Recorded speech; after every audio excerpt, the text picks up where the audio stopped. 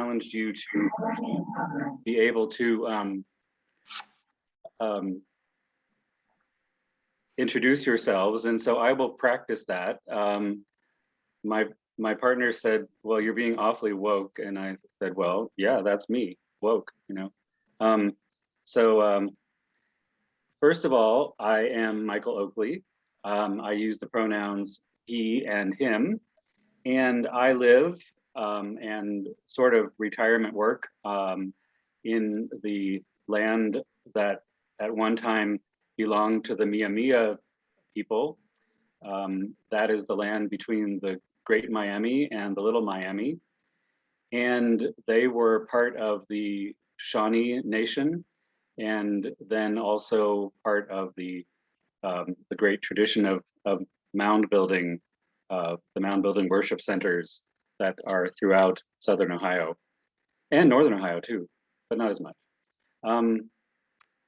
I am a member of First Lutheran in downtown Cincinnati, and a retired minister of Word and Sacrament, as Katie mentioned, I'm still rostered in Northeast Ohio.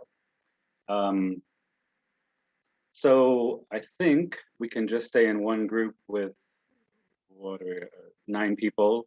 So if you would like to introduce yourself in a similar manner, that would be helpful to me. And so somebody take it away. How about Pastor Katie? Oh, you're muted.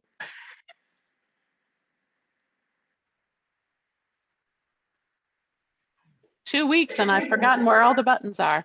I'm Katie Kerrigan. I serve as the director for Evangelical Mission for the Southern Ohio Synod. I also am a rostered minister of Word and Sacrament. I live, and I use the pronouns she and her. I live very close to Newark, in New Concord, but close to Newark, where my husband takes students to visit the Mound Builders site in Newark. So I live pretty much in that same geographic region, just it extends quite a long ways. See, is there anything else? And I am rostered in Southern Ohio, obviously. And I am a terrible gardener, as in I get very excited about gardening. I love planning. I love buying plants. And then when it gets to the hard work, I just can't seem to get it done. So. Okay, let's try Bonnie. She's got a plant that's attacking her. Yes, I do. I'm Bonnie Kinnan. I am rostered leader in the Southern Ohio Synod. I use pronouns she and her. I'm not going to remember all the order of these things. I serve part-time at Emmanuel's Lutheran Church in Germantown, Ohio, and I love plants. And if I showed you around my house and my inside and outside house, you would see that I have 4 grand cherry tomato plants blooming well. I have squash that the groundhog is enjoying. I have a milkweed plant on my chain link fence, and a monarch butterfly just flew away yesterday. I love to garden, and I love the concept of a community garden, and I totally appreciate Good Shepherd's Garden in Springfield. Do you know which pre-1492 land you live on? I looked it up and I wasn't sure how to identify it. Germantown is southwest of Dayton, and I didn't know how to read the map. Well, that would probably, so many of them overlap, but that would probably be Mia Mia too. Okay, it was the purple color, but that means nothing. How about if you choose somebody to go next? Well, I'll choose Pastor Larry then. Brendan, you're up. They're having trouble with their microphone. They had to go get a new computer. Okay. Well, then go ahead, Donna. Okay. My name is Donna Pellegrin. I'm a layperson from Christ the King here in Westchester, Ohio. And pronouns are she and her. And we recently found some really exciting information about our church and the Native Americans that predated us. And that we were trying to solve a mystery on our property. And so I started digging into it and asking neighbors, and one of the neighbors loaned me a book about the history of Union Township, where the church is. And there was all kinds of really cool information in there about the Native Americans that were in our, right there where the church is. The mound builders, which I believe were the Hopewell in this particular case. And there are mounds just like 2 doors down from the church still. So that was really cool information, and we intend to look into it a little more and find out a little more about it.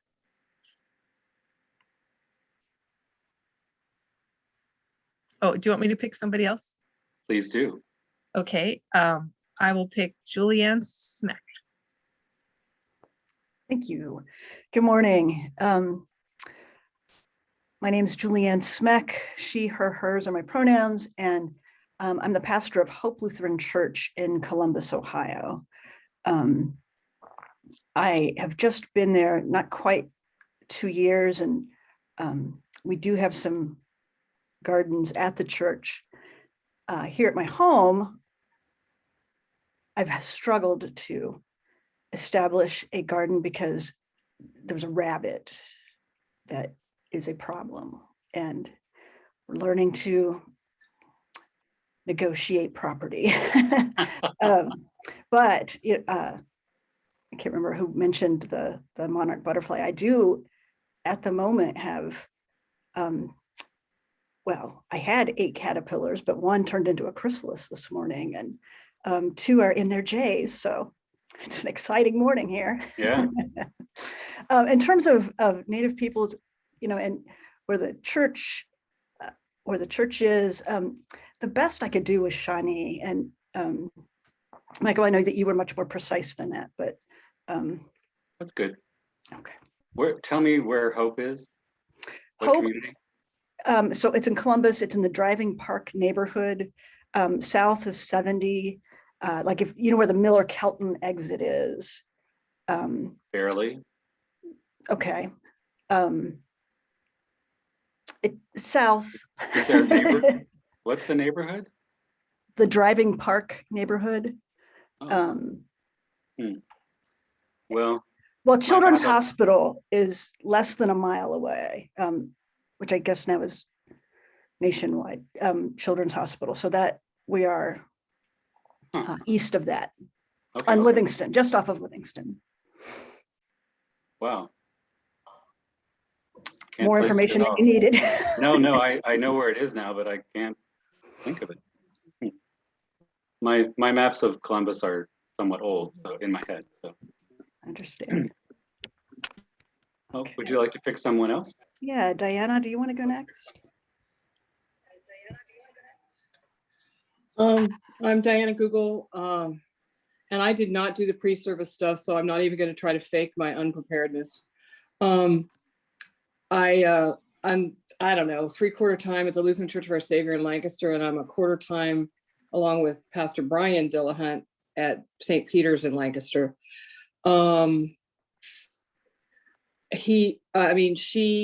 She, her pronouns. I have no idea about the history of Lancaster. I grew up in Marietta, Ohio, and there was a giant mountain cemetery that was real close to us. So I guess I'm more familiar with that.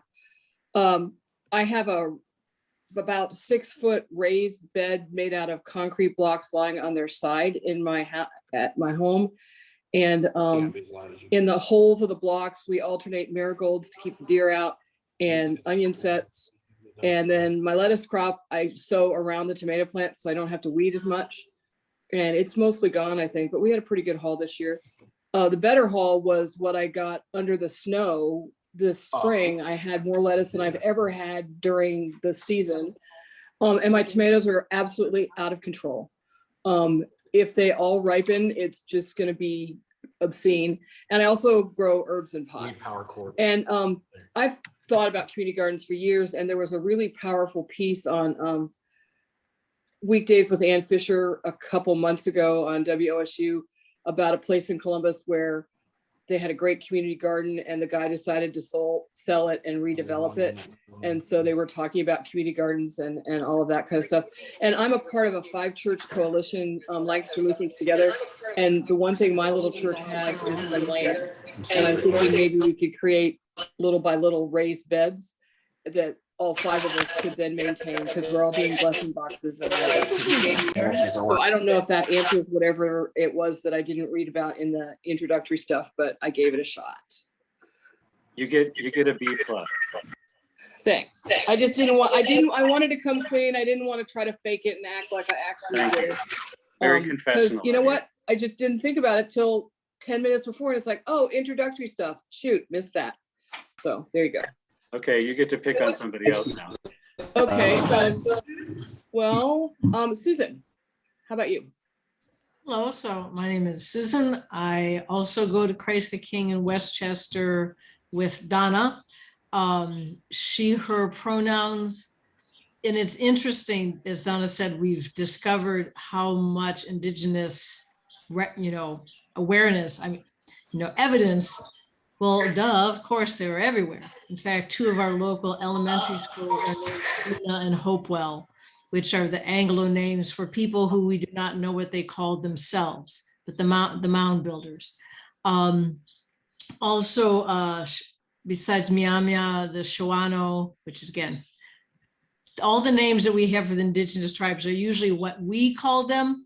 And they often were not nice names that tribes next door called them. They said, what do you call those people who live over there? Well, they're the, big noses. We don't like them. So that's what we then Anglos used, some other languages version. I love plants. I love gardens. I'm not going to move my camera, but I don't have any lawn. We have 1.5 acres and there's like no lawn. So it is nothing but woods and stuff. And I've grown vegetable gardens my whole life, but my emphasis has been on just wild woods and ornamental stuff. So really getting into garden as community, getting into garden as let us work with the earth. Earth can do so much more. We don't have to work so hard if we understand how things naturally happen. That is relatively new to me. So I love how we can bring all of that stuff together and tell great stories. So that's, but Pastor Mike, I was looking for in your pre-stuff, you had a lot of really bad puns that you worked really hard on. I couldn't find that part. So I'm going to keep looking for your. Oh, it's in the introduction PR. So I don't know where that. Sorry, I missed. I'll keep looking, but everything I just enjoy how you communicate. It's poetry. It's fun poetry. It really is. Yes, because I know you put your heart and soul into those choice of words, and I don't want to miss out on anything. So well, Katie can put that on the cover of the Southern Ohio Synod website. The new website. That'll work. That'll work really well. Of course, it'll be a promotion for something that's already happened, but that's okay. They'll say, "Darn, you missed it." So yeah. Okay, that's it then. You want to pick somebody? I'm not sure who's left. Yes. Richard? Richard and Richard. then the group. We'll ask Richard to talk. Hi, my name is Richard Freudenberger. I am a rostered minister of word and sacrament, and that my ordination was about 13 months ago. But I was part of the team process, and so I've been pastoring at Christ Lutheran in Old North Dayton for, it's going on 6 years. And I am he, him. I am also bridge interim pastor at First Lutheran downtown Dayton, and the vice pastor, the so-called vice pastor at New Hope, which is up on the northwest side of Dayton. So 3 inner city churches. A little bit over 2 years ago, right before the big tornadoes in Dayton, the community garden in Old North Dayton, which was pretty extensive, had to close down because it was on property that the school board owned. And after 10 years of being on that property, the property was sold. And we just happened to acquire some property right across the street from us right about the same time. And so I thought it was a gigantic coup to say move the community garden to our property. And it did. However, then the people who were working it got diverted on actually helping people with their houses and stuff because of the tornadoes. And then last year with the pandemic, it just never came back. So I'm really feeling like I got this big garden dumped on me. And Katie knows enough about that church to know that ends up being dumped on me pretty well personally. So we've got some Girl Scouts helping this year, but right now, a large part of it is about maybe 1.5 feet deep in stuff that needs to be weed whacked. And the Girl Scouts planted a whole bunch of tomatoes and some peppers and stuff. And so we are considering that to be a gigantic free pantry. And what I've said is, anybody in the neighborhood, if you need some tomatoes or peppers or whatever, just, pick your own and leave some for other people. And that's working pretty well. So I'm at about the position with the neighborhood association. I'm just going to say next year it's the church's garden now, and we're going to figure out what to do with it rather than waiting for your organization. However, I'm really interested in all the stuff that you had on community organizing, essentially, and reaching out to other groups and seeing what we could do. And so like I say, Giant Free Pantry is working really well, but then also my downtown church, we are really working to transform from a place that was the hoity-toity upper management industrialists of Dayton to a neighborhood church in a neighborhood that has both people literally living under bridges and people living in sort of like over the Rhine, but not to that extent yet, but in $600,000 condos. And my contention is that these people can all be part of God's creation together at the same time. And so we've combined services and stuff. And one of the things we did this year, just to show that we are different from other churches, is we planted under our main sign 2 really big garden boxes that are 3-tiered.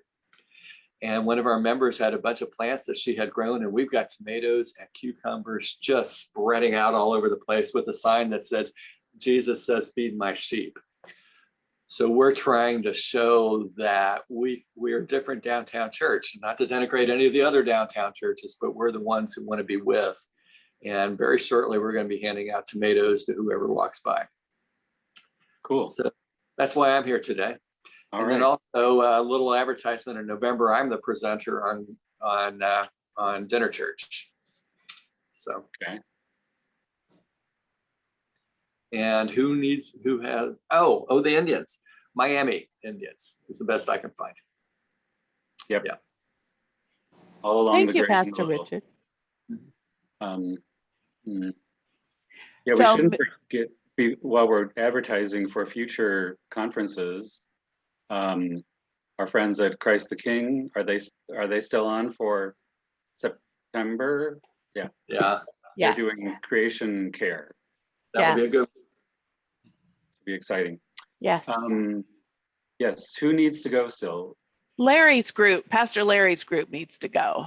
Can you unmute and introduce yourselves? Pastor Larry, you might have to unmute.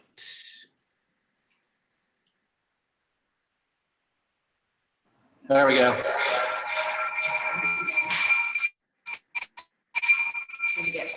Good, we got 2 computers going, so there's going to be feedback.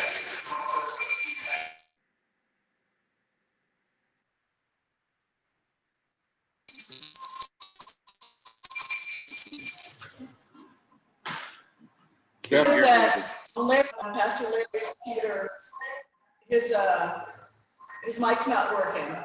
And on my computer, we can't hear you guys very well. So we're trying to tag team that so we can both hear you and talk at the same time.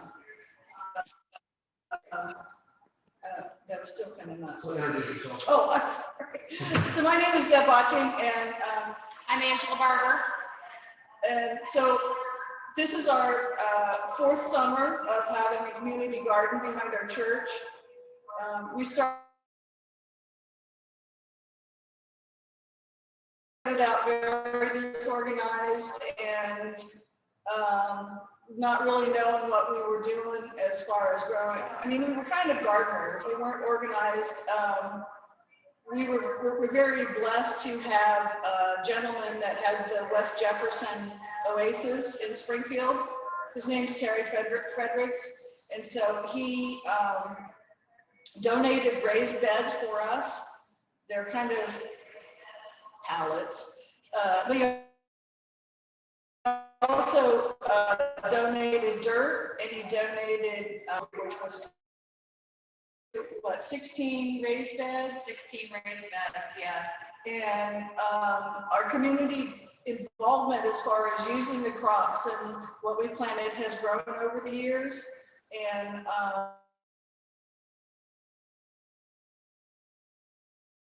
we have neighbors that come and pick tomatoes and help themselves to whatever else is there. And then we also provide fresh produce for our food pantry, which is the first Thursday of every, the third Thursday of every month. So it's coming up. But it's been a blessing for at least me, and I think the other folks that work the garden, to have people come up and tell us how much that they've enjoyed the produce.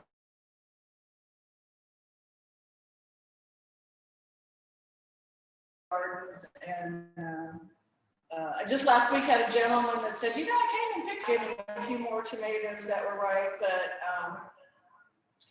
I hope in the years to come that we can grow neighborhood involvement where neighbors are also helping us water and listening side. Right. Do you want me to, why don't you come over here? What else do you want to say? We grow a variety of stuff. We have a ton of stuff that we grow. Carrots, we're growing potatoes this year, trying. Eggplant, okra, green beans, Tomatoes, cucumbers. jalapeno peppers, yeah. I'm trying to think what else. Onions.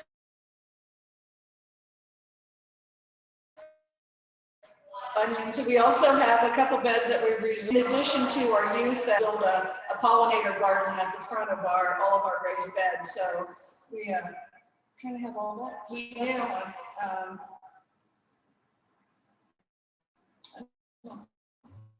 I don't. That's pretty much it. It's pretty much it.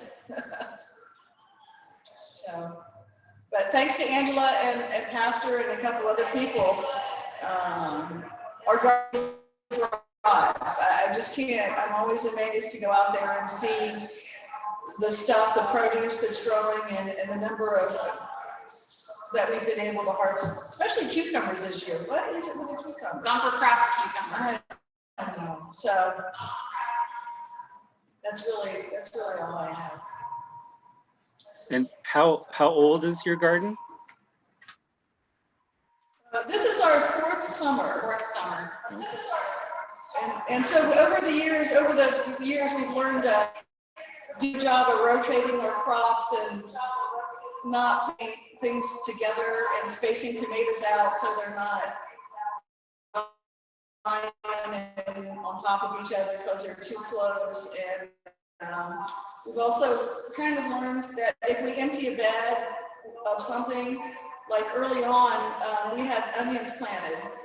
And somebody really liked our onions, so they pulled all our onions, which is great. That's what we want. But then we had this empty bed, so we said, "Oh, let's throw in some carrots and beans." So we threw some carrots and beans. So now we'll be able, in a few more weeks. So we've gotten pretty smart on that. I think our weakest point is probably pest control. Yeah, pest control. We're not too good at that yet. So.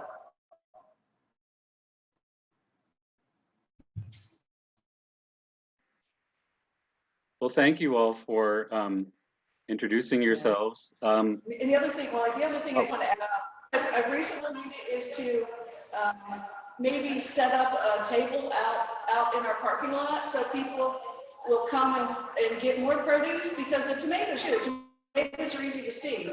And people don't have any problem picking tomatoes or peppers.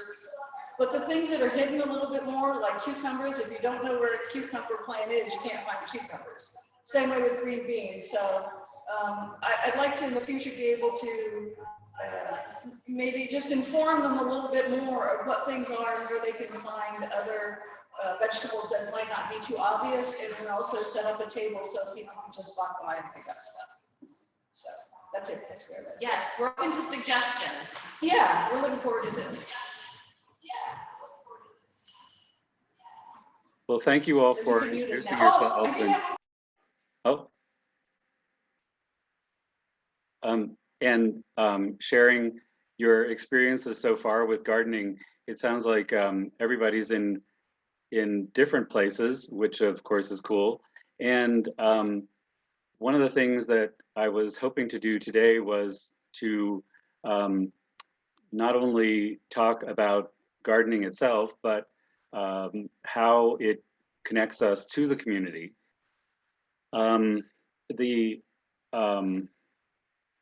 So some of the other things that I don't know, how many of you, by the way, nobody's asked me about, how many of you watched the video?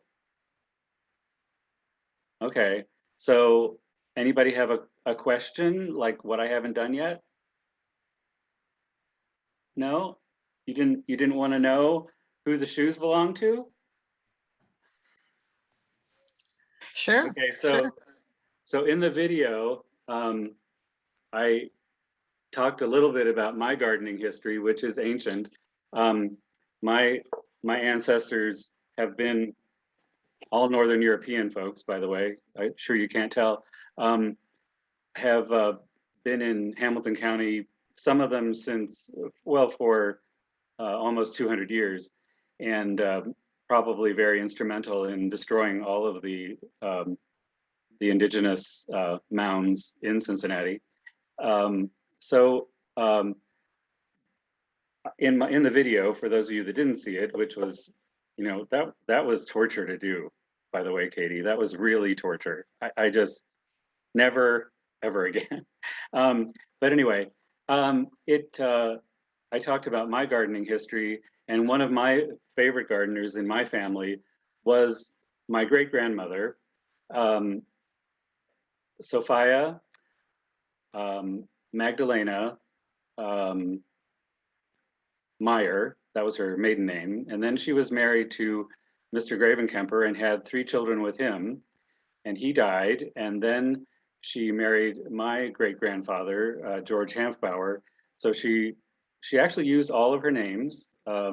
She was very proud of all of them. So Sophia Magdalena Meyer Gravenkemper Hanfbauer.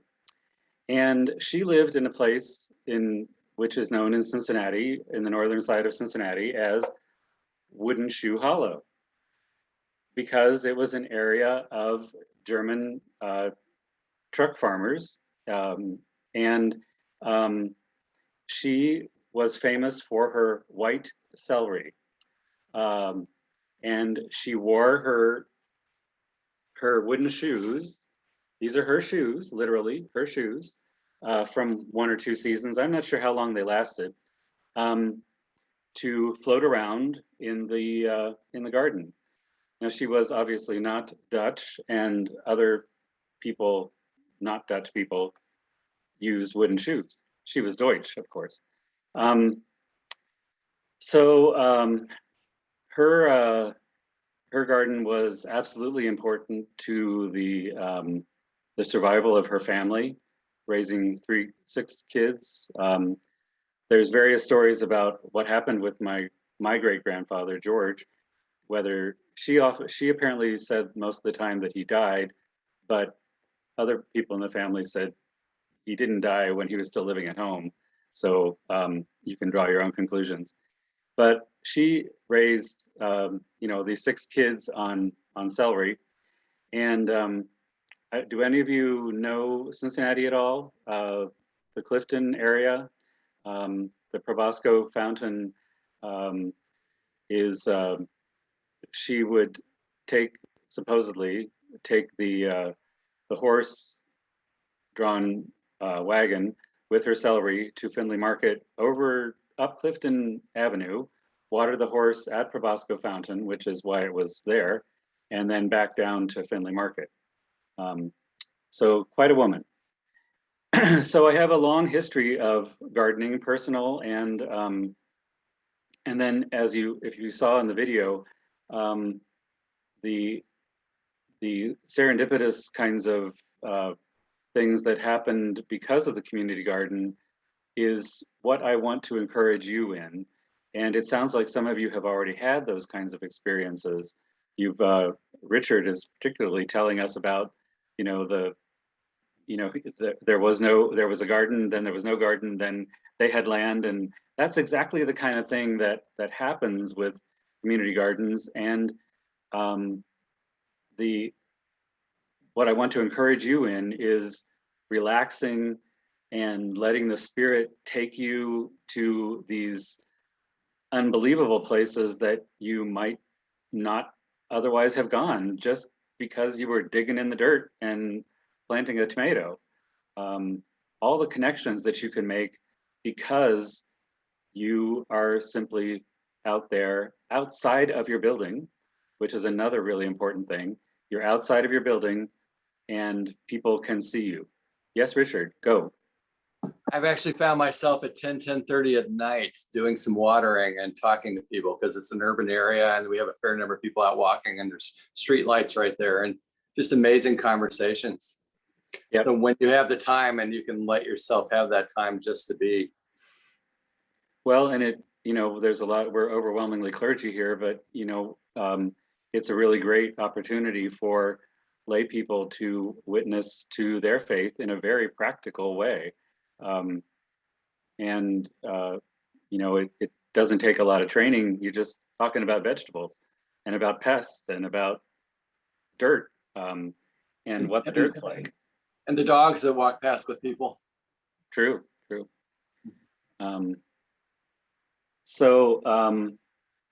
Let's see. Many of us have talked about our gardening experience. One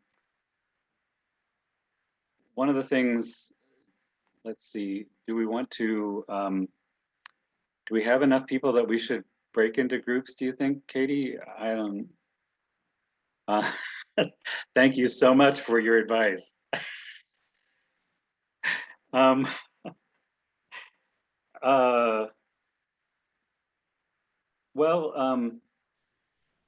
guess the question that I have next for you to consider is, what is the biggest challenge that your congregation is facing, and what's the only one? I know you have more than one, and then what is your wildest idea that you've ever had related to church and how to share the good news of Jesus' love for all people? Okay, go ahead, Susan.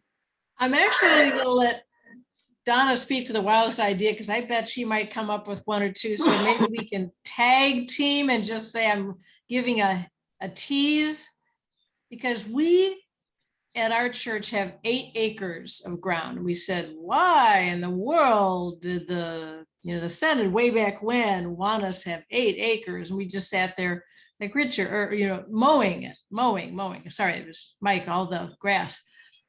I've been wanting to get rid of all that grass, not get rid of it, but not mow it for years. And it just wasn't the right time. So now everything is coming together. And I like how you emphasize, let the Spirit lead you, because there are possibilities that we cannot begin to believe are so, or problems that we think are insurmountable, and just it's like, take your $200 and go back to go. Always go back to follow the Holy Spirit. So I'm going to say the challenge is, and I don't see this as a insurmountable. It's just we're in the middle of the question. The answers aren't there yet. It's the thing that if I could snap my fingers and would happen quickly. So that's my problem, only because it's not happening as fast as I would like. So we have made, we've had a community garden for years. It was very underutilized, its potential, because we have wonderful, wonderful soil. So we grew some food for the food pantry, which was good, but I was the gardener and I live relatively far away. We had things rotting because I couldn't be out there often enough to pick and harvest and transport. And you ask, you know, for volunteers and you get crickets. So, but I will say, Donna, sorry, I'm speaking first, so you have to accept the credit for really realizing underutilized potential there. So we've made not only a community garden, which again, we are emphasizing the community-ness of it, having lots of people participate, not only there, but you know, with time, people coming to having the canning talks, the gardening talks, the cooking classes, et cetera, et cetera, et cetera. Having the people who really need the food intermix with the people who live nearby that don't need the food to survive, to have them all work together. But we're at the beginning stages. But so right now, we expanded it so we have a lot of plots that people can adopt and grow their own food. We're going from lawn to garden soil, so it doesn't happen overnight, but it's happening pretty quickly. But right now, we originally built 10 adopted plots, and we have 2 gardeners. It's like, we know there are lots of people who are food insecure all around, but we know it takes time to build that community. It takes time to build trust. You know, we've gone to some places to pass out information and invitation, and we have only gotten, again, these 2 takers. Now, I'm not disheartened at all that we don't have all 10 plots adopted at the moment, but I'm looking like it's a whole year that people could be growing food. I'm just sad for that we don't have them there yet. So our challenge is having the people who could benefit, have that connection. But I tell you, our first adopted gardener is an absolute jewel.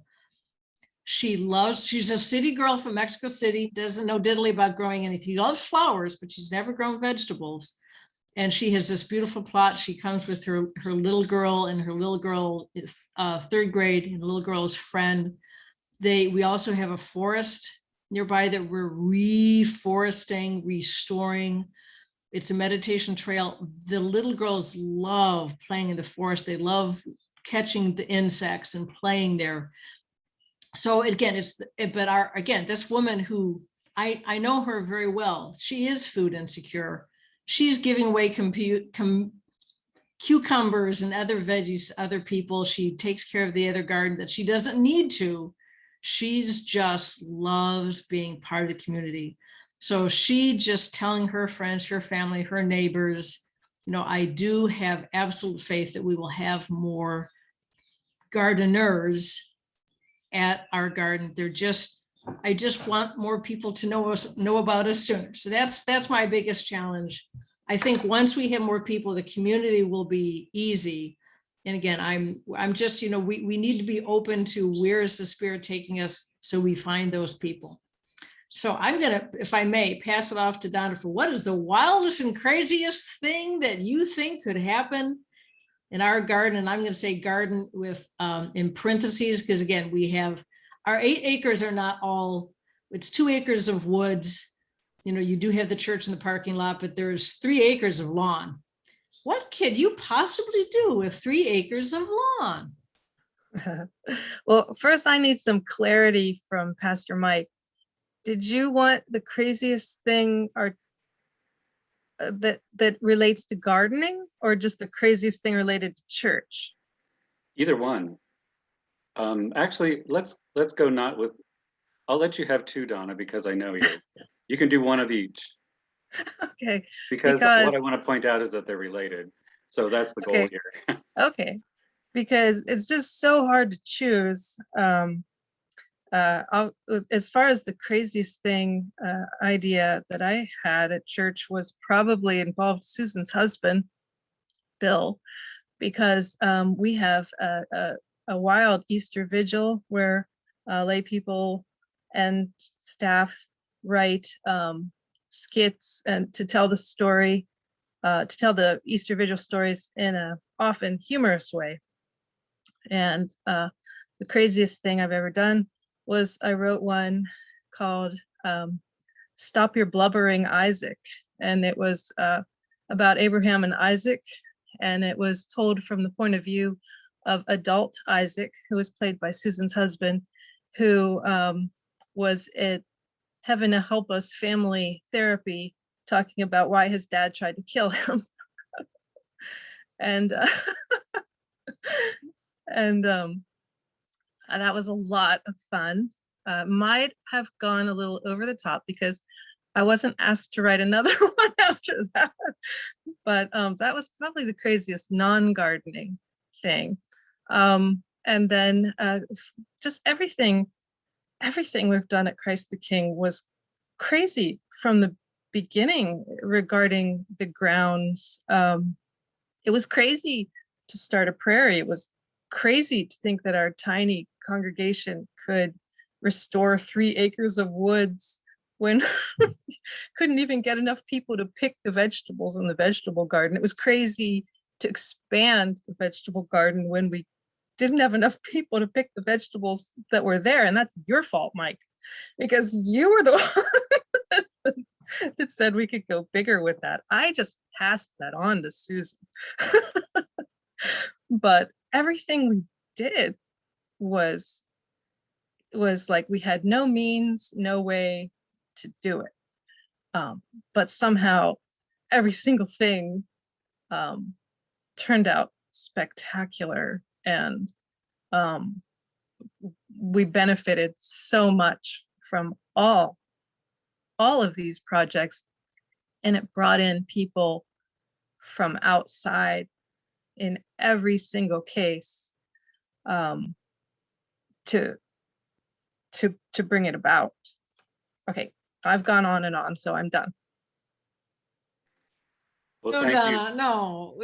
What do you do with, we still have all that grass out there.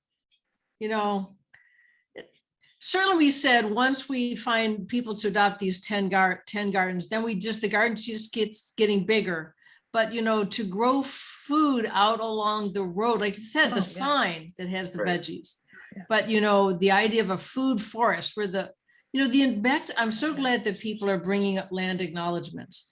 The indigenous people lived very fine, very healthy, very nutritious lives, perfectly well, even long before other people brought up corn from the South. They just walked along past what we call roadside weeds and ate, and they ate well. And if you look at, back when it was, sort of okay to dig up mounds and look at burial mounds and such, these people were very tall. They were healthy. Some of them were healthier then than people are in our society now, from what they gathered in the woods, in the prairies, again, roadside weeds. So to start bringing some of this along our very long front, we are not known as the church with the big brown roof. For those of you who did not hear the pre-stuff, that was Pastor Mike's church. But our church is set relatively far back from the road. It's beautiful, but a lot of people just don't see it. All they see is lots and lots and lots and lots and lots and lots and lots of lawn. So if instead we could grow veggies and trees and sunflowers, which you can eat, et cetera, along the road. So, Donna said, we don't have enough people to do all this, and somehow it happens anyway. So, you asked us in the to think of Bible stories about garden, and mine was feeding of the 5,000. That was definitely a garden story. So don't be afraid to think wild and crazy, because it just might work. Well, so that's the program for today. Thank you, Christ the King. But they are kind of my star pupils here. they approached me. I don't even know how Donna and I guess we connected over monarchs or something. And we started talking, and we started working on what they might do with their garden. And I just, used my experience.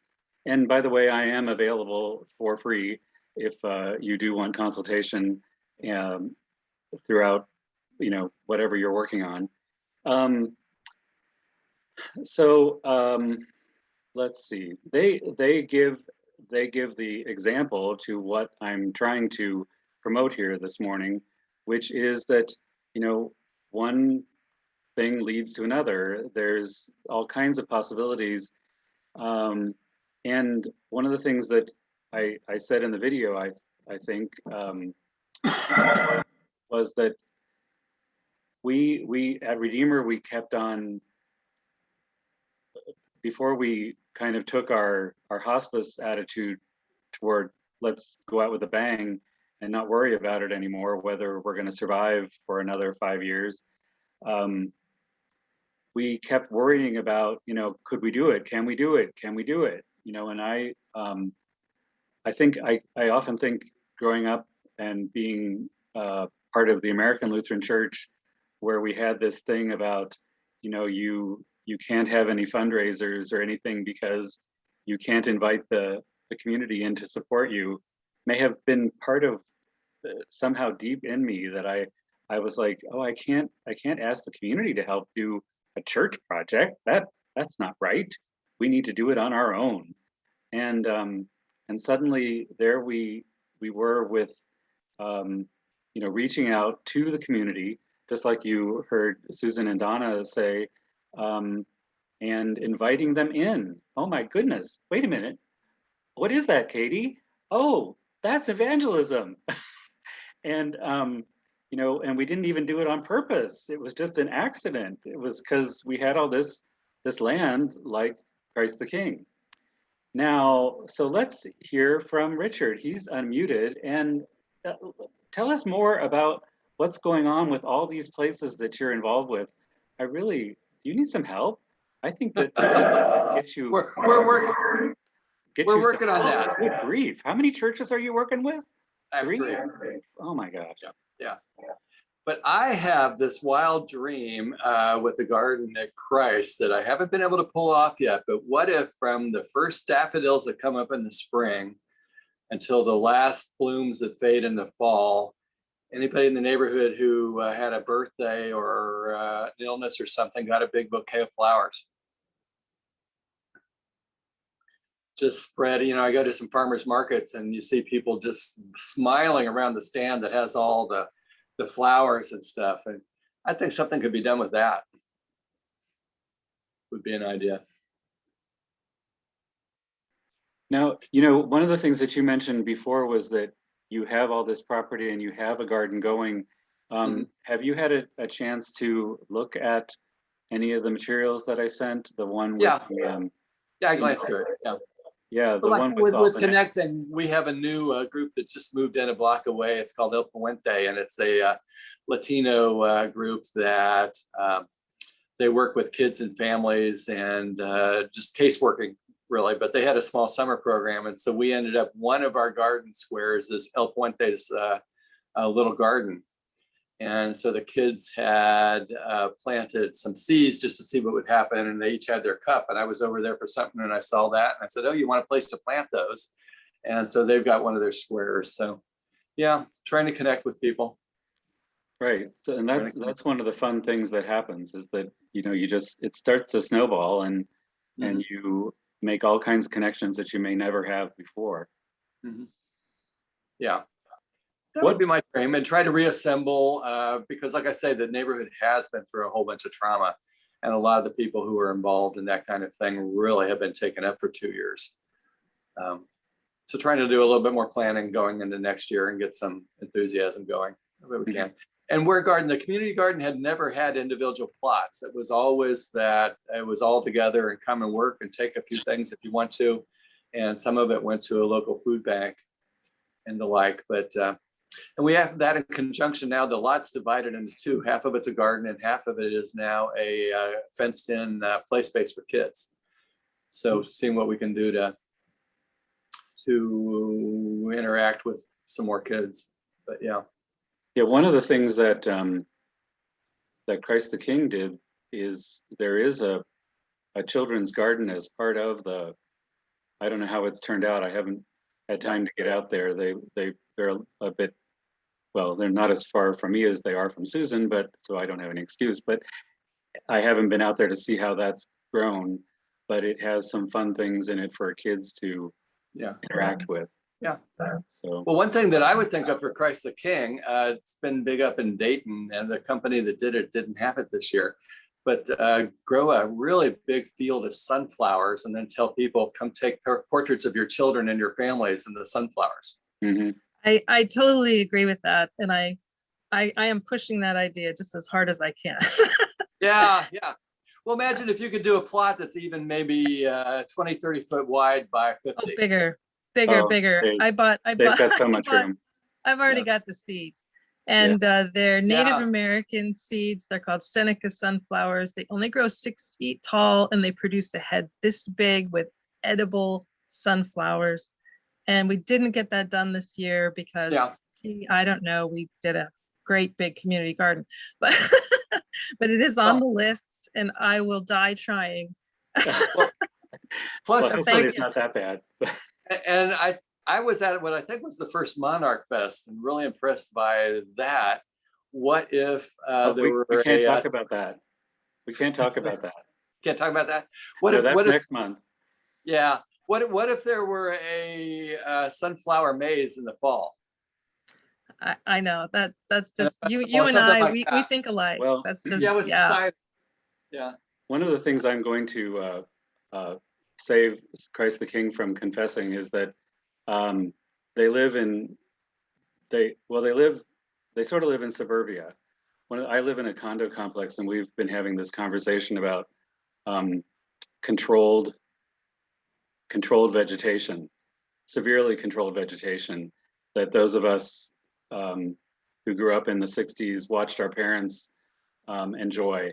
And I think one of the things that happens at Christ the King and maybe at other suburban congregations is this infatuation with bluegrass.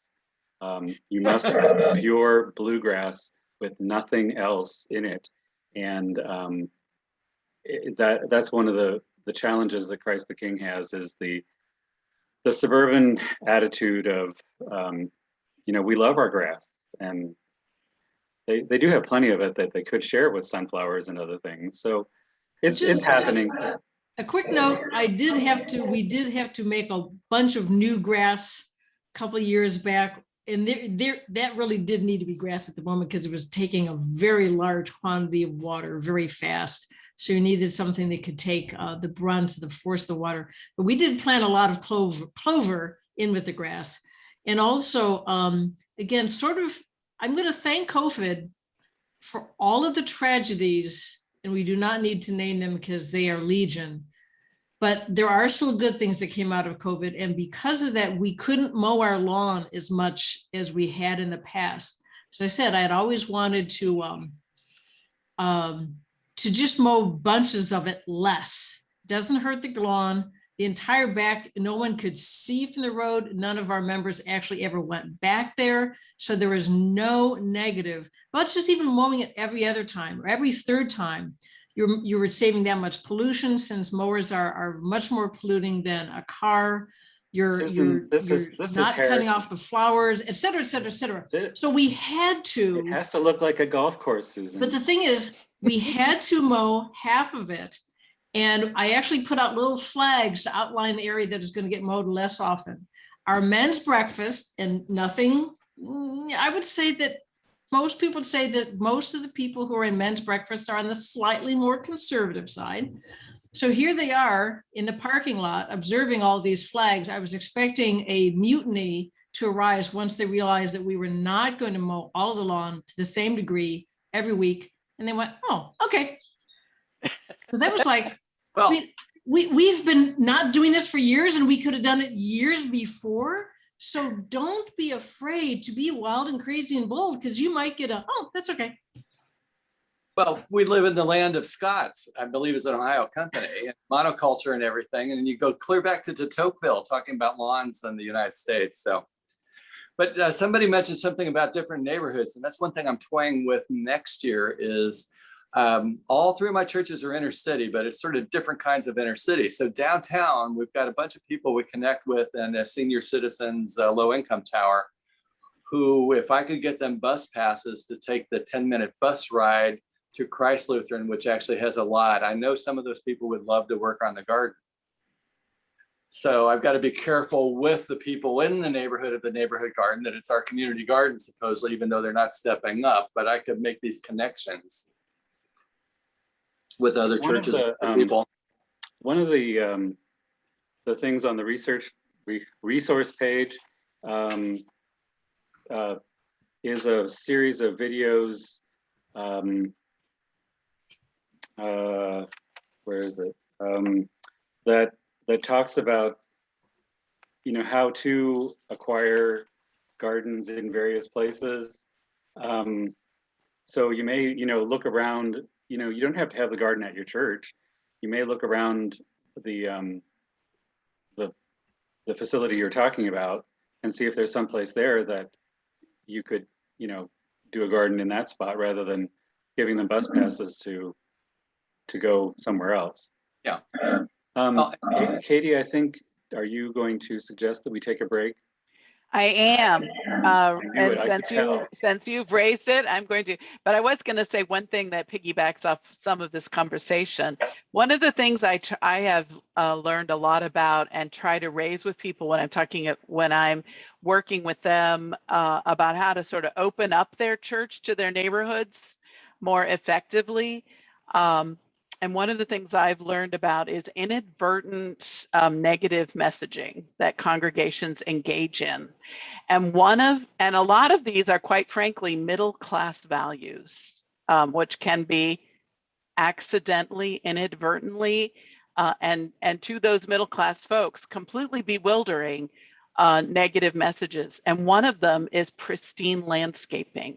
Yeah. And especially a lot of grass, because when people who are perhaps not of middle class background see a lot of grass, what they also automatically fill in is a get off the grass or not on the grass or do not walk on the grass sign. They assume this is not space for them. And so a lot of grass can actually be inadvertently off-putting for people. So if you find that you're having trouble reaching lower class people, lower economic classes in your neighborhood, it might be that you look a little too pretty in your neighborhood. So more natural landscaping tends not to do that, but especially community gardens kinds of things that invite people and tell people that this is actually for them and invites them to come onto the property to play in the garden first, to get to know you around the garden first, and then let them find out that you're friendly folks, and they might consider coming in. So anyway. Katie, real quick along those lines, we just on the other part of that property had a fence built, and the reason for the fence was so kids could play, to facilitate their play so they're not kicking balls in the street. Yes. And the church that helped us, it took a little bit of talking. They really wanted to fence that all the way in with gates. And Dan Jacob and I said, no, we're leaving the end of it open or largely open. And it really turned out the way we did the spacing, it's actually inviting to come into the space rather than we're trying to wall off and keep people away. Yes. Yeah. All of these things they're just things that you have to be intentional thinking about them. Yeah. Awesome. By the way, any parent who wants to garden has to have somewhere to plant their little kid sometimes, you know, somewhere they know they'll be safe. So a little play garden next to a community garden is really an awesome gift. It also implies that the children are welcome too. So let's take a break. I'm only 2 minutes late. Let's take a 10-minute break. That'll give you time to take care of all your bodily needs and whatever. And we'll come back at 11:12. Okay. Thank you, Katie. Thank you.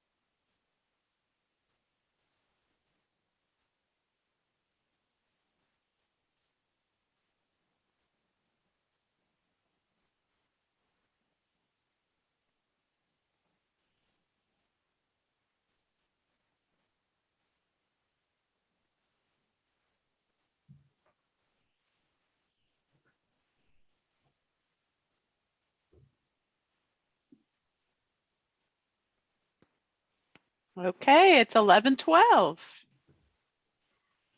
Let Mike take it back over.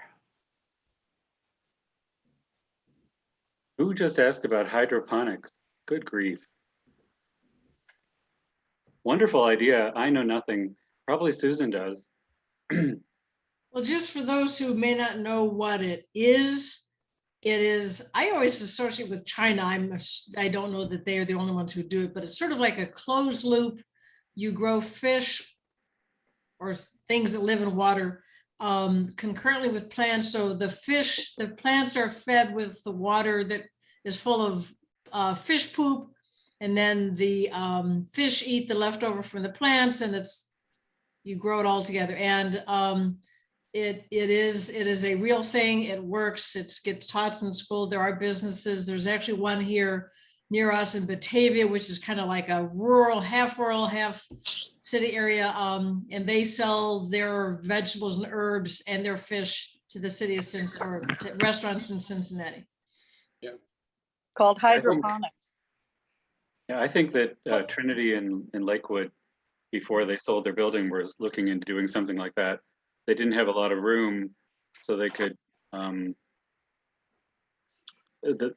you know, they were looking at something vertical to do. But with the addition of fish, that does complicate things just a little bit. You know, it has to be non-freezing and all that bit, but it is a good system. It is a phenomenal system. I've seen it work, and the fish just have this huge tank, and the problem is the freezing point. But it works well for having large quantities. One thing I wanted. Yeah, Bonnie, let's hear from somebody new. Go ahead, Bonnie. One of the things that I want to offer is that I do vermiculture, or I have a worm compost in my basement. Wow. And I have two 18-quart totes with soil, and they go through my vegetable waste and newspapers. And I have over 1,200 worms that produce a very rich soil additive, which helps to retain moisture and fend off critters like bugs. And it's really, really quite good. And it's something easy for people in small places to do. And there's really, I mean, if your worms live, you're doing well. If their worms die, you're not. So it's an easy feedback loop for those who need feedback. So I would also encourage, in thinking about community gardens, is to have some sense of a community compost pile. I know there would need to be some sort of control on that, and that would take some thinking, but everybody has vegetable waste. So that's my 2 cents. So we've got a compost pile in the middle of our garden, and a bunch of bees have taken residence in it. And I didn't realize that until I was using a weed whacker one night. So yes, wasps. One of the things to be careful of. Yes, ground wasps like the to nest in those kinds of things. And I too have gone to the urgent care because of disturbing them. Yeah. What if you had a lot of space? One of those things that even I could manage a compost pile on my property. What I can't handle is wood waste, down trees, branches, and those things that take a long time to break down in the average compost pile. Bonnie has a friend. I could bring mine, or they can meet each other. Anyway, I was just thinking.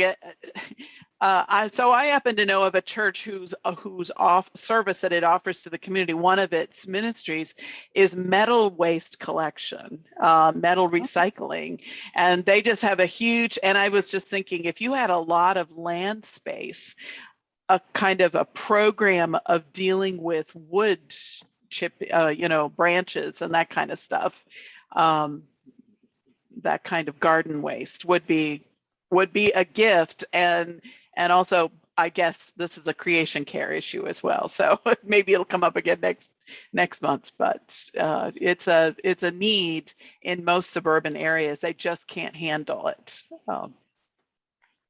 Well, don't most communities though handle brush a couple of times a year? Yeah, mine does not, but I live in a little village, so we don't have quite the same suburban concerns. They just sort of assume everybody's taking care of their own, but anyway. There's a tree service in Springfield that will take your brush. And cut other tree services that cut trees and stuff will bring in loads of tree waste. And I, as a consumer, can just bring in a large bag of garden waste, any kind of waste that's biodegradable for free. Well, I'll check and see if there's something like that around here. I was doing my annual researching of a chipper shredder, which are so expensive. And every year I say, well, we can't manage that. Anyway, we are wandering way off topic. Mike, will you take us? Okay. Yeah, I want to have more people share their issues and their wildest ideas. And before we quit, I do want to go over my my list of resources, many of which came from folks at Christ the King. So I don't want to stop before we do that. And I'll say once again, since everybody's in Ohio, OSU Extension, and then again, OSU Extension, talk to them. If they don't know, just like a librarian, they'll find it for you, especially when it comes to any kind of agricultural, slightly related issue. So who would like to share some congregational issues and wild ideas? I will, if I may. One of my wild dreams is Emmanuel's Church has been there since 1803. And we have a lawn in front of us that is quite large. And at one time it was the cemetery for the community, which has now been moved probably 150 years ago. And I would like to see a garden or a few garden plots on the land there. We currently have a school and we are a cut through for the neighborhood. So I could see sunflowers or zinnias or flowers that folks could grab a bouquet for their spouse at home as they drive through, or whatever, or food. And that would be my big dream at this point in time. I haven't broached, I've said little bits about it, but no takers yet, but that's part of dreaming as you share it. One of the things that, well, once again, when we expect that the congregation is going to do it alone, it is very daunting. When we looked at it, when I started talking about it, others chimed in, but it really became obvious that we wouldn't be able to do it ourselves. We had we had a lot of people involved in landscaping around the building, which had an enormous perimeter. It was a one floor building that went on forever, easily accessible, but still, when it's only one floor, it's everywhere. So, once again, reaching out into the community and using, working with other groups, start with OSU Extension. There's amazing stuff from Cuyahoga County, OSU Extension on community gardens, and the links are in the resource page. So they may even have some ideas on who is already wanting to be involved. Master gardener programs and that sort of thing are always out there ready to engage in gardening opportunities. Who else would like, oh yeah, Julianne was gonna. Thanks. I wanted to, in terms of barriers or problems, when I interviewed at Hope a little over 2 years ago, when I first went to the church, I was so excited because I saw these garden boxes out. They had about 6 that were outside. And so I was just saw that as such a wonderful opportunity. And this past winter, one of the conversations of council was, should we just get rid of them? Should we just, like do it in? And I was horrified and thought, if nothing else, to be able to have, just to have flowers, even if we weren't able to actually have a vegetable garden, as it turned out. And so what they had done in past years is tried to make it a community garden, tried to connect with people in the community, and just struggled to really do it. Hope has done a lot of community ministries, like a monthly breakfast and produce distribution and those kinds of things. It's very much an inner city church. And so they've done those things. And the hope, the idea was that this would become a community garden. And I'm curious about, Katie, you talked about I can't remember how you said it, inadvertent negative messaging. I think I'm curious about how that might have played a role in some of the struggles that they had with enabling that to take root, so to speak. But at any rate, so we said we're going to keep the gardens. We said we were going to keep the gardens, and again, thinking, well, at least we could do flowers, and but someone got a donation of vegetables, and so we have vegetables. We have about 3 boxes of vegetables, and then one that has been adopted by someone in the community, and then a few that are sort of untended, but some have a sunflower. So anyway, so the barrier is this frustration that they've had, these attempts that they have made to try and generate something that have failed, or that they've been frustrated with, and also feeling they're it's a very diverse inner city congregation. It's also one that is getting older, and so they're, I think, feeling limited in their abilities. And so some of the things you guys have talked about building some of those connections has been encouraging, but that does remain one of the challenges. In terms of my dream is that it would in fact be a community garden, truly, of the community, and a place that where there's the kind of teaching, Michael, that you talked about in your video, and just allowing the Holy Spirit to generate more things. So that's my wild dream. That really doesn't seem so wild. I think you can do that. I was just looking on my phone to see where the heck this congregation is. I cannot believe that I don't, and it must have been there when I was in seminary. How did we never, ever, it's right there. I mean, right I just there. have no clue. Mm-hmm. I have no vision of that congregation at all. Mm-hmm.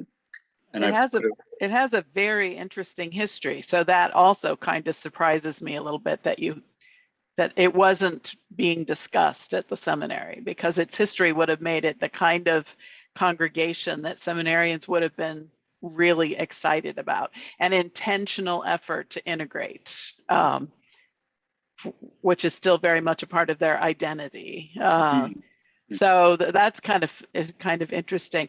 But I will say that, Pastor Julianne, that over the last few years, part of the problem there has been, I think, as the congregation has aged and the community problems have deepened, fear has crept in. When I'm there, I'm often struck by how many locked doors have to be gotten through to get in. And but I have lots of ideas about how I think we have to learn how to communicate these opportunities differently to our neighbors, and it probably does.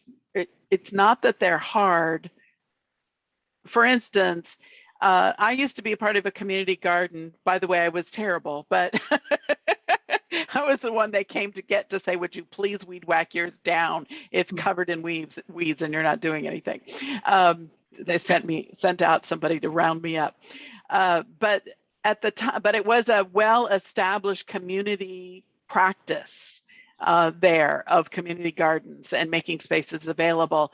And so, but it took time for that pattern to develop and evolve over time. And that is one of the things, is that land use patterns in particular are it takes a long time to change them. It takes a long time to change them in the congregation, and it takes a long time for the community around you to believe that those land use patterns have changed. And so you have to be faithful. It can take 5 years at least before you start to see that people trust that you really are going to dig up your garden or your yard and turn it over to community members to use.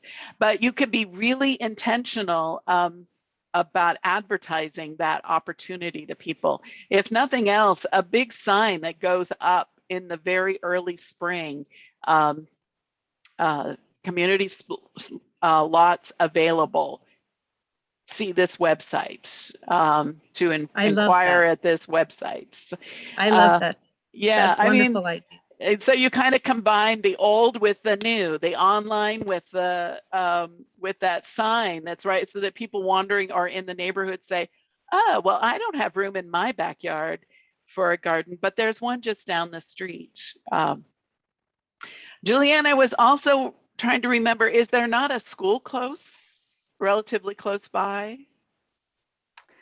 There is, there's a library close. Okay. Like within a block. And there is a school that, like a couple blocks either way, but it's been kind of in transition, and I think has become a charter school. So we don't have we're trying to develop the relationship with the library though. Yeah. Yeah, well, that's a great place to post things, or offer a class in gardening that maybe meets at the library, but the lab is your garden spaces. Mm-hmm. Anybody that's close to a school, within walking, it has to be within a couple of blocks, no more than a couple of blocks. But if you were close to a school, you could offer spots in your garden to the school for classrooms to adopt and do some practicing. Now, mind you, they're going to be done by about the time when the fruit of vegetable growing is starting to appear. So that's a little complicated, but that's another opportunity for that kind of experiential learning, which is becoming all the rage in schools. So there's fall gardening too. Yes, and fall gardening options too. Yeah. So there are ways where you can do this, but I think it really just means kind of starting to think outside the box, and then really taking the extra step to let people know that you really are serious. This place really is for you. And then inviting groups to adopt them or to take advantage of this opportunity. And that's, you just want willing hands to help you keep the weeds down once you start, and then it takes off. But I just urge you to know that it takes a few years for people to believe that you're really serious about this. So you have to be kind of willing to invest in that, and also your people have to be willing to back you up. So you got to get them on board. All right, I'm going to be quiet again. No, thank you. Christ the King took invitations to the community food pantry, some housing areas where they assumed that people could not have their own gardens, and there was some evidence of food desert concerns. They didn't get a lot this year, but they're going to start next month, aren't they? And I just see they just always agree with me. They're so wonderful. So because we kind of got a late start on this last year, and if we invite people again, we'll see what happens. If we start inviting them in the fall, again in the spring, they may have some more people and may not have enough. I've even plots. noting when buses, what time did the buses drop off the kids? So it's like, I'm going to be there with the flyers when the mom's waiting for their kids in these communities. Yep. I have to say something. I'm sorry, I'm chomping at the bit here, but I think it's really, really important for the congregations that host these community gardens to understand fully, entirely, completely the idea that the most important thing about the community garden is the community, that it is not about tomatoes. It's not about growing perfect, weedless, organic, beautiful, tasty tomatoes. It's about the community. Yes. And the community is the most important thing in the community garden. And you growing these community gardens is merely an opportunity to engage the community. The work is engaging the community. Once you've engaged the community, the garden takes care of itself. Yes. But engaging the community, that beautiful, wonderful evangelical work is what we are called to do. That is communion. That is communion. Okay, I'm done. Thank you, Donna. It's always good to be reminded what we're about. Yes. The other thing that Christ the King reminds me of is that it was in both my congregation and at Christ the King, there was a long conversation in the congregation about, and that was a learning experience for the congregation too. About plowing up the yard physically, and also these strangers, the strangers coming onto our property. It was a big concern at Redeemer, and it was a big concern at Christ the King. And getting the congregation on board with that, I didn't have much to do with that because I wasn't there, but the gang at Christ the King really did a fantastic job of working through that with everyone. And that's an intangible but valuable learning for the congregation, that we can share this resource that we walk over the top of. It was a really great learning. Let's see, where shall we go next? 11:35. Who would like to? Would somebody else have any wild ideas they'd like to do, or concerns, or options, or whatever you'd like to share for a few minutes? I do think you brought up a good thing about thinking about planning ahead, and the gardening and the networking starting in January, as opposed to, oh yeah, it's May and we need to start planting the garden. And I know we've fallen prey to that this year. Mm-hmm. And you find yourself perpetually planting things really 3 weeks later than they should have been planted, or all that. So it's like thinking we need to be thinking right now about Christmas Eve. So. Well, it's funny that you mentioned Christmas Eve because that time of year is a really good time to start planting from seed using the winter sowing method, where you plant in jugs that sit outside, and you can grow vegetables that way, just the same way you grow flowers that way. And you can call in the community to learn how to do this. You can have a class on winter sowing vegetables, and then they're involved from the beginning in growing the vegetables, and the vegetables are ready for the garden in the spring. So that would be one way to start early and motivate yourself to get that started early. Donna and Susan are also available for consultation. Diana, how about if you share something? Well, I don't have anything to share because I think maybe I shouldn't have been here today, because I'm not where any of you are. And I was just trying to figure out if this was a possibility and something we would do. So I was hoping for some practical advice. Do you, don't you, raised beds, non-raised beds? How do you start all of that kind of stuff? And So I guess my hope is that whatever resource you'll give us, that's where the answers are. I mean, I really love hearing all your stories, and I love hearing about all your successes. And I think it's obvious that this is a really good thing to do. But I'm like in pre-kindergarten, and you guys are all in high school and above. So I feel really out of place here.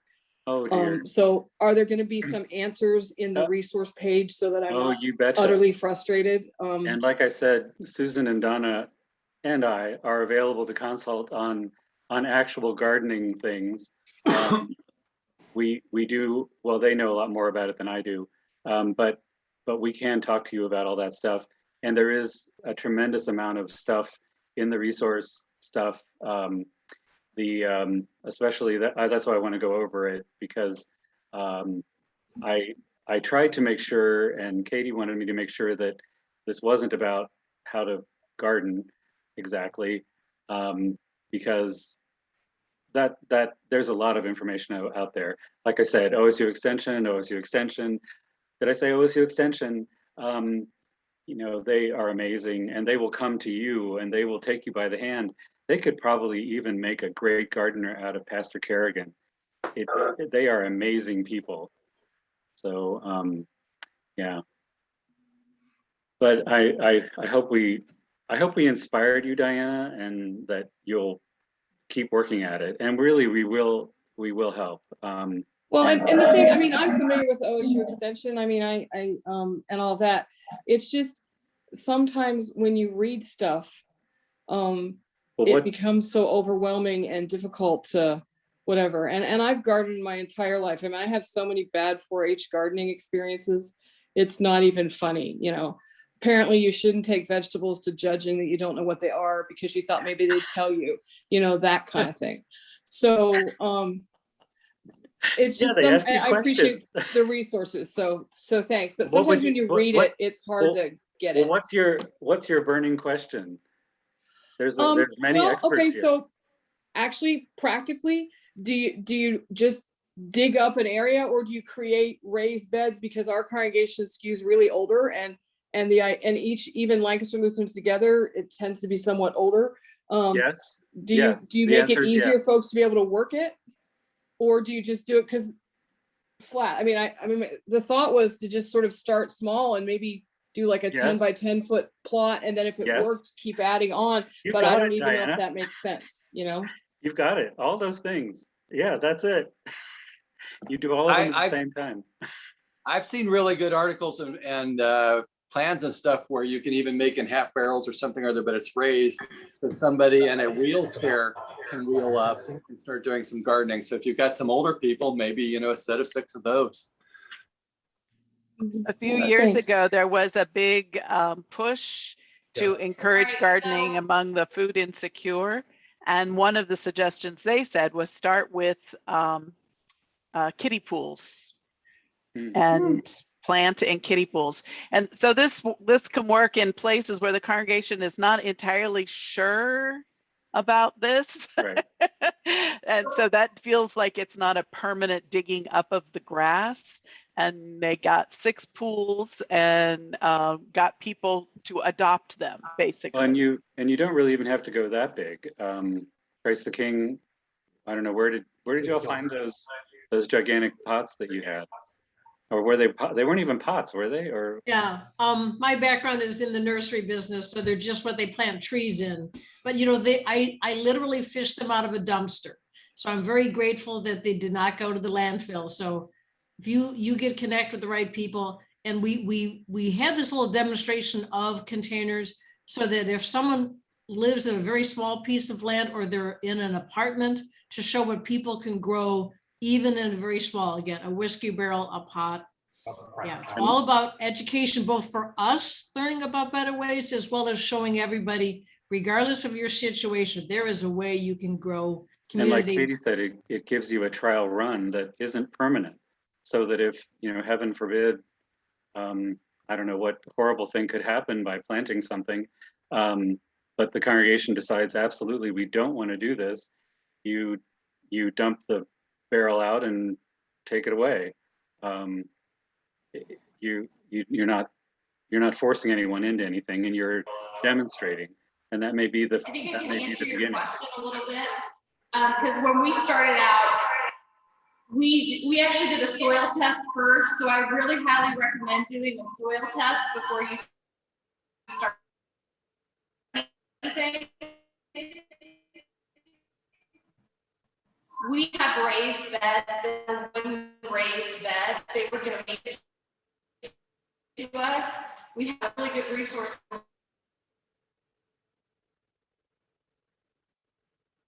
Is number one. Starting a good compost pile is another thing that needs to happen. And I wouldn't be afraid to dig up anything on the lawn. Of course, you want the council and other congregational members involved to say it's A-okay. But I would say start small, start with maybe 4 beds. And I like the idea of buying or finding those unused pots at local nurseries when they pull plants out, because that does give a good leverage for somebody who's a little bit older who can't really bend down and do some gardening. They can do some probably really good tall container gardening. I think you just really need to start small and expand out from there. That's what we did. We started with what, 10 beds? I think less than that. We started with less than 10 beds, and we're already up to 16 beds right now. And it's working so well. And our garden is literally right on the, right by the church, very, very close. So when you go out into the parking lot, you can go right into the garden and pick something and then get in your car and drive home. So it's really accessible for the people who come to our church. I think having that garden right there, so close, and it's right in everybody's they get out to come to the church is so important. It's a visual. We're surrounded by a huge neighborhood. Our neighbors can see it as well. Being so visual and so upfront is so important. So start small, get a soil test, and don't be afraid to dig up the lawn. I have another suggestion. I had to laugh when you said everyone was in high school, because I'd never grown anything before this year, and just accidentally got sucked into it by a certain retired Lutheran pastor that was on our property looking for monarchs. But I watched a 10-minute video on lasagna gardening. I did what it said, and it grew the most amazing patch of vegetables. It cost nothing. It used grass clippings and some weeds that I collected in a wheelbarrow. I got a local nursery. I went over, you have to humble yourself and go to a nursery and tell them you're with a community garden and beg them to donate a few bags of soil. I also got my neighbors on a Facebook group. I told them what we were doing and they brought soil. But we did this for free. And I have pictures, not a lot, but if you would allow me to share my screen, I could show you one of the lasagna garden and how that turned out. And this was taken, can you see it? Yes, we can see it. Okay. Yes. But that this was we paid nothing. Killed the grass with cardboard, dumped lawn mowing clippings on top of it with several other things, and planted everything from seed, and it just all grew. God is amazing. So it doesn't have to cost a lot. It doesn't take a genius to do it. I'd never done it before. I had a friend who set up her lasagna garden in the wintertime. When she puts her garden beds to rest, she'll lay down a sheet of cardboard, go to a mattress store. They have wonderful boxes to lay down on the ground first. It covers up all that you don't want to dig up. And then you pile about if you can put 4 feet of waste, either lawn waste, garden waste, peat moss, and such on top of that. Come spring, that'll be nicely condensed, and you can just dig a hole and plant your seed. It's phenomenal. No digging up, no rototilling, no turning up soil. It's the easiest gardening beginning you can do. Yeah, I was a skeptic, but Donna convinced me. She converted you. Yeah. One of the Yeah. reasons that I we, believe in rototillers, but not anymore. yeah. Yeah. One Well, of the and if you- reasons that we scheduled this workshop for now is because we knew that if anybody wanted to go out and do that, now is the time, right? Or we're coming up on it. So we'll give you some time to think about it so that you could plan for next year, but you could actually do a lot of, get a lot of your work done over the winter with lasagna gardening. So Absolutely. And you could take your vegetable waste, no citrus or acidic fruits, and grind it up in your Cuisinart, KitchenAid, whatever, and throw it on top of the lasagna garden, and it'll be beautifully enriched soil for spring.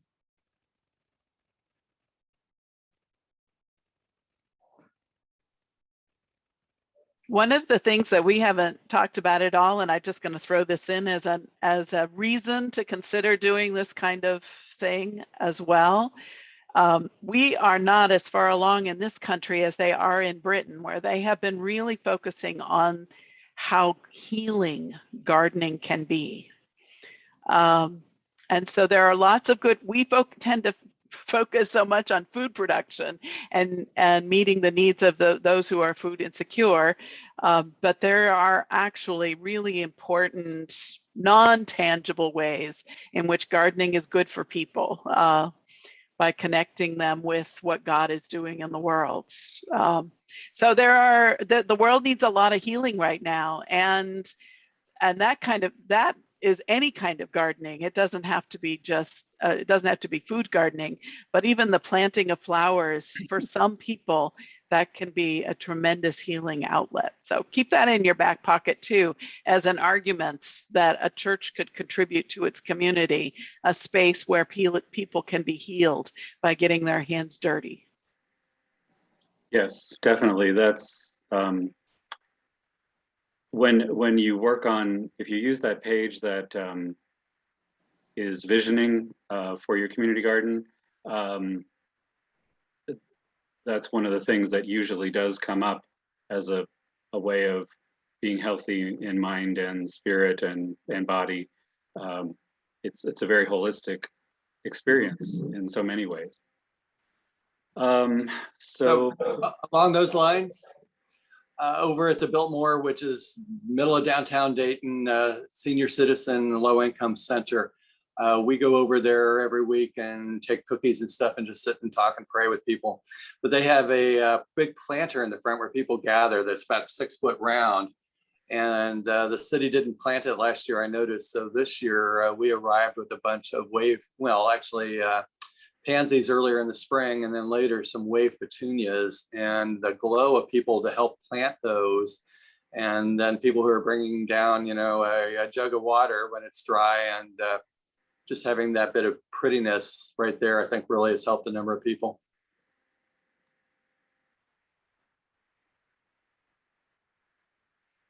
So this is the series of resource links.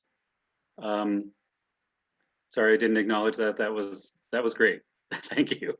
I wanted to make sure to get this in because so there was, if you need information about why sharing pronouns, there's the Reconciling in Works. There's the native land place where you can look to see what native land you are residing on. So OSU Extension, it seemed to me that everywhere I looked, that Cuyahoga County, where I used to be, their extension has the most comprehensive community gardening resources. You just start and you're kind of overwhelmed. There's a PowerPoint that they have. There's a simple one that's an older one from Franklin County OSU Extension that's listed there. A more complicated one that you could use from Cuyahoga. And to my amazement, there's even a course in community gardening that is offered by Cuyahoga OSU Extension, and the main site offers that information about Victory Gardens, but that's more about personal gardening. Churchy stuff, you really need to get to know Lutherans Restoring Creation, and they did this is a link specifically to a video where they did a whole bunch of, they journeyed to 4 or 5 different community gardens in different settings, and talked about how those community gardens worked. So you're bound to find an example of somewhere that a church did a community garden that's in a similar situation to yours. Another group that's really important is Interfaith Power and Light, for all kinds of resources, and especially when you're looking at big picture issues such as global warming. And you have to see the movie Kiss the Ground. It's worth paying for it. It was free for a while, but now you have to rent it, I think. But it's really amazing and very hopeful. The first hour is pretty rough because it tells us everything that's going wrong with the world. And this was even done before this past year with all of the record heat and fires and storms. But the second half is surprisingly optimistic about what could be done if we could get our act together and move toward more sustainable farming. The next one is one that Donna found me, where you can find where there are food deserts in your area, and then also, if you're not sure what food pantries are near you, which I'm hoping that you do know, but if you don't, there's a site for finding that out too. And I think Donna came up with this one too, about the Growing a Greener World. They have a whole series of gardening videos that different kinds of gardens, but this one in particular is on community gardening, and so are the next ones. And then finally, since I think that I'm going to make the assumption that all of us that we're here today are of European descent, I encourage you to get to know European Descent Lutheran Association for Racial Justice. It's an amazing organization that is part of the ELCA that is not well known, but hopefully will be getting better known, and that those of us who are of the same complexion as me need to be part of. And their latest effort is to become, one of their main goals is to support all the other ethnic ELCA organizations, but also they're working on becoming more of an advocacy and educational resource organization, like in a mode similar to Reconciling Works, which of course works for inclusion for all people also. And so those two are starting to work together in their modeling of how they're doing outreach and education. So what kind of questions do you have for the last 4 minutes?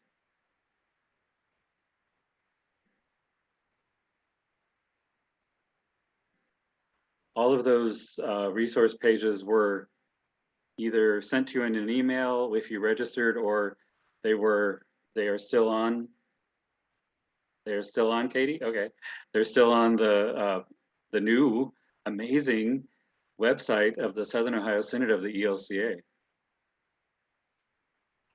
And there's I don't have a See, Donna question, will but give you more. I have a comment.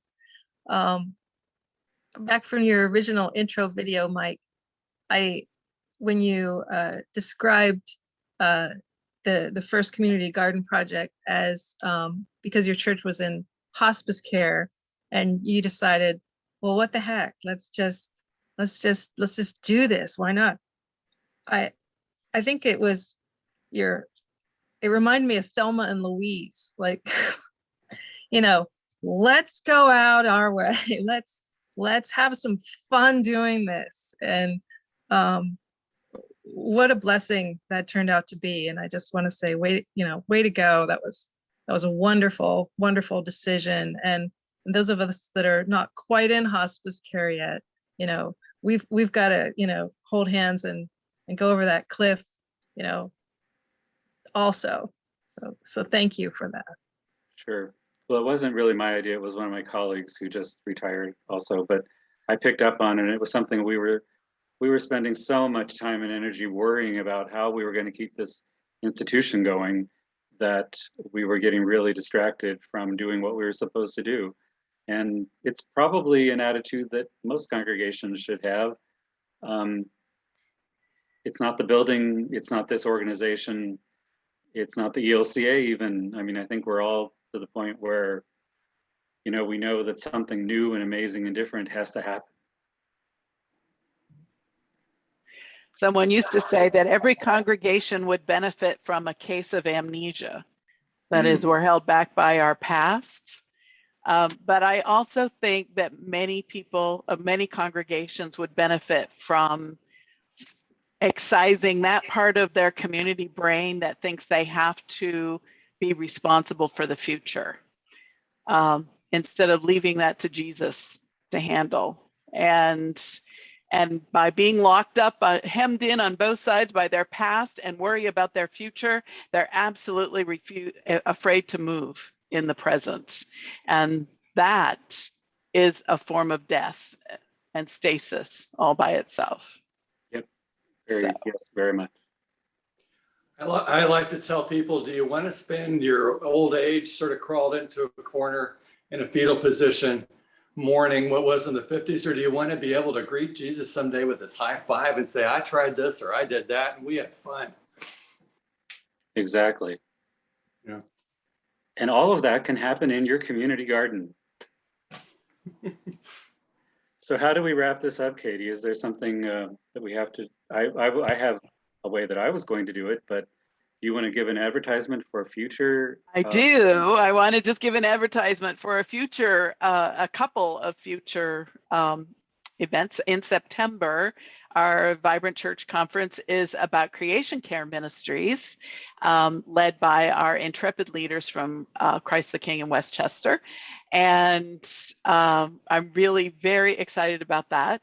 And then that's in September. We do not yet have anything scheduled for October. So if anybody has an awesome idea, please send it to me. And in November, Pastor Richard is going to be doing a VCC, a Vibrant Church Conference on Dinner Church. So we're very excited about that. And then we always take the month of December off, because in December, everybody is focused on it's Christmas 24/7 in that month. So we take that off, and then we're already getting ready to for the semester for the first half of the year in 2022, which I can't believe. So yeah, so come back for those. Keep your eye on the site. We did try, in mid-course, we shifted. Some of you have been to several of these, so I want to just mention this here. In mid-course, because of the way our transition to our new website happened this time, we actually shifted to a new model, rather than, we started with a registration model, and that kind of all broke down with the new website. We decided to try just posting the Zoom link to the website so that there's no barrier at all. Somebody could wake up on Saturday morning and decide they want to attend this. They would not have had the advantage of seeing the pre-videos, but we've decided to try this and see. I have the power to kick off any troublemakers, so I could easily use that power if I need to.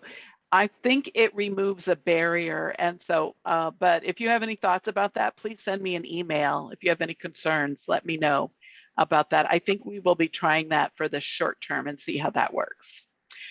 The only other thing I wanted to tell you is that we will be we have been recording today, and we will be posting this video to the website as soon as it has been converted from its Zoom format into a YouTube format. So, so keep an eye out for that. You can check back at the website in order to have that resource available to you too, because I want to thank you for your contributions. This learning, one of the ethics of the VCC is that our learning is collaborative. We are led by a gifted and knowledgeable presenter. Thank you, Pastor Oakley, for that. We're really grateful for your leadership in sort of defining the groundwork that we were going to converse on, but also thank you for everybody's participation and questions, and it really just helped a lot. Thank you so much. I am serious that I am, willing to consult with you about gardening, and if you want me, I'm available all kinds of different ways. And if you don't have a way to get a hold of me, Katie can connect us. Yep, And, absolutely. A month ago, we used Praise and Thanksgiving, a song that I'm sure you all are familiar with, and I was singing along, and I went, well, that's all about community gardening, isn't it? And so I will leave you with that thought, and you can all sing it to yourselves if you want, or I can read some of it to you if you would like to. Read the parts about community gardening. Thank you. Well, it's all about community It's gardening. all about it. Then thank you. Okay. Verse 4.